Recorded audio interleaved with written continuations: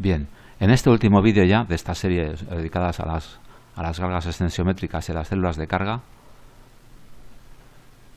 vamos a ver un poco pues la conexión y los elementos que caracterizan a los acondicionadores de señal para las células de carga.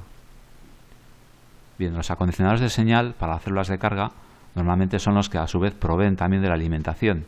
Entonces, en principio, como mínimo, algunos tienen dos cables más para compensar los efectos de los cables largos, de las longitudes, pero en principio lo que tienen todos en común básicamente son 4 hilos, que son el cable rojo, el cable negro, que son el positivo y negativo de la alimentación del puente, es decir, de la tensión de excitación positiva y negativa, y luego los dos cables que recogen la señal, es decir, la tensión V sub 0, que es la que varía en función a la fuerza aplicada, que se denominan normalmente, pues V sub 0 normalmente son señal positivo y señal negativo, y suelen ser de color verde y blanco.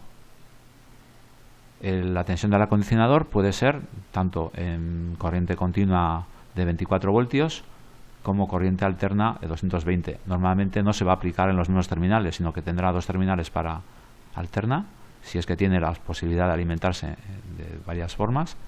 Tendrá dos terminales para alimentación en continua y dos para alterna, y evidentemente nunca se puede alimentar los dos a la vez. También tiene dos ajustes, o sea, realmente tiene 4 potenciómetros normalmente. Suelen ser dos mandos o dos controles para hacer el ajuste de offset, el ajuste de cero, diríamos. Suele ser ajuste grueso y ajuste fino. Aquí, por simplicidad, vamos a representar solamente dos ajustes, dos potenciómetros. Sería el ajuste de cero o ajuste de offset y el ajuste de ganancia o ajuste de span, que es, como ya sabemos, para tener a la salida un valor que corresponda al margen de medida normalizado, si es de corriente de 4 a 20 miliamperios y si es de tensión de 0 a 10 voltios.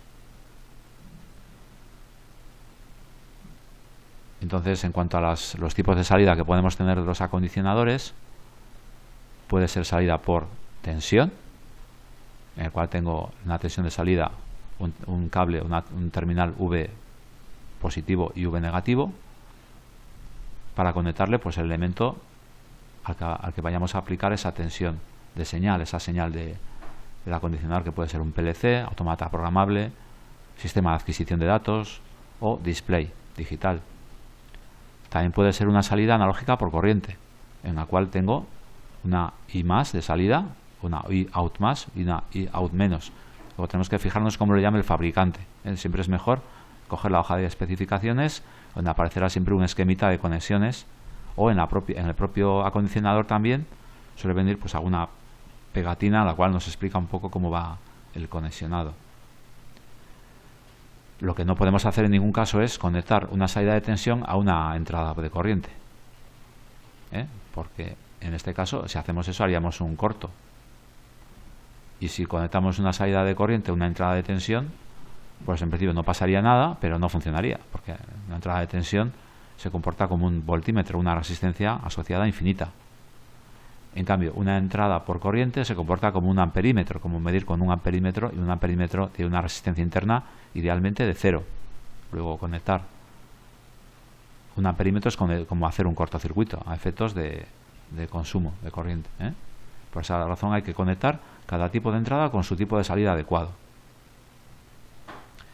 Y ya hay algunos modelos de acondicionadores que también tienen salida ya digital preparada para comunicaciones, es decir, para hacer algún tipo de comunicación directa con el sistema, pues que sea, ¿no?, el PLC o el sistema de adquisición de datos.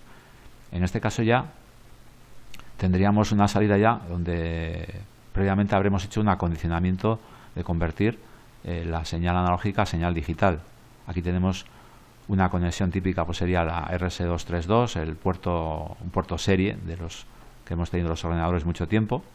Todavía se ve en la industria la comunicación serie básica como este tipo, en la cual tengo un cable por el que van datos en forma de señales digitales de 0,1 transmitidos del acondicionador al PLC, por ejemplo. Y también hay datos que van del PLC al acondicionador, que sería la recepción de datos. Por eso, cuando uno transmite, el otro recibe. Eso significa TXD, la transmisión de datos, recepción de datos. Y este sería diríamos, el negativo común para las dos tensiones. porque todas tienen que tener siempre su referencia de tensión. Y con esto terminamos este vídeo y ya esta serie.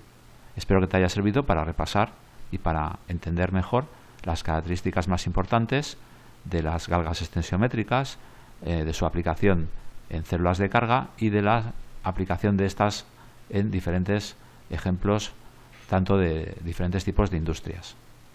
Hasta el siguiente vídeo.